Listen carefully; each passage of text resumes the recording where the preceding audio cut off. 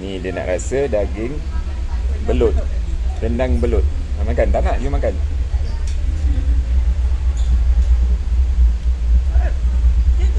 Rasa rendang? Dia rasa rendang tu. Tak ada rasa apa. Takutlah saya tengok belut. Pucuk paku juga sedap. Pucuk paku. Sedap di sini, tempat lain tak ada. Boleh kalau kan. Macam-macam rendang. Berapa macam? 14 macam 14, rendang. tapi 14 dia macam dari- rendang. Ada rendang paru juga, tapi rendang parunya habis Oh, rasanya. untuk tester. Okay, they basically macam apa tu they call it serunding. Serunding ah. Yeah, it is basically it's like a serunding tapi dia a bit wet Weird. there is a wet type. Pagi-pagi mana boleh makan rendang?